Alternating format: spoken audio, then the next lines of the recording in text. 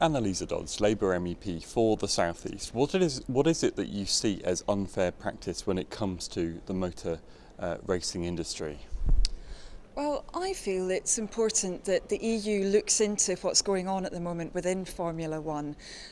Currently we've got a situation where a number of smaller teams have gone into administration or they're really struggling financially.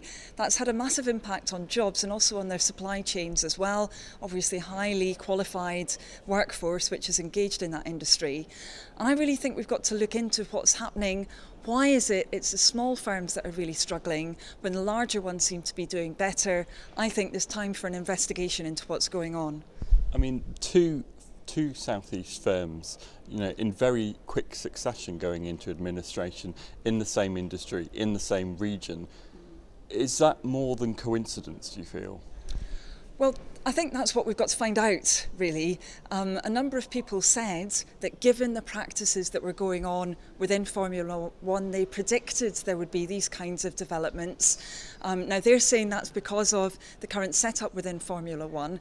I don't know whether that's the case. I think that we've really got to have an investigation and find out whether it's the case. We've got to find out whether the current setup is negative for small firms, whether it's treating them unfairly or not. We need to have an investigation. Why have you come to the EU to do that? Why is that not something that could be carried out by authorities in London? Well, the EU has been involved in this industry before. So in 2001, it helped to broker an agreement that was meant to set up the rules of the game. Some people have said actually they're not being followed anymore, so there are concerns there.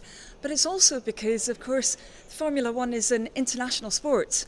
Actually, it goes even, of course, beyond the EU's borders. But you really need to have a multinational regulator, I think, to deal with some of these issues. Because national governments, they don't really have the capacity. But also, of course, they're tied potentially to different teams within their borders. So I think you need to have an independent, multinational approach to these issues. And what spurred you to pick up this issue, to look into this and to take it up with the European Commissioner? Well, I've known people who have worked in the sport in the past, and obviously they've been very concerned about what's happening.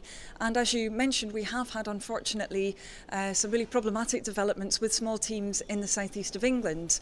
I have to say I'm not a huge expert on Formula One myself. I do remember many Sunday afternoons with my dad sleeping in front of the television, having been watching Formula One, and the soporific sound of the cars going past.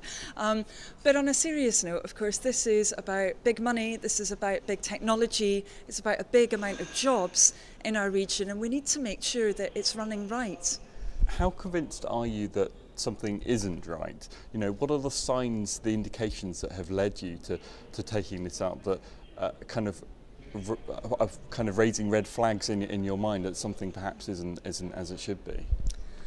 Well, I've spoken to some of the people involved within the sport, and they've been saying to me they think that there are the grounds to have an investigation.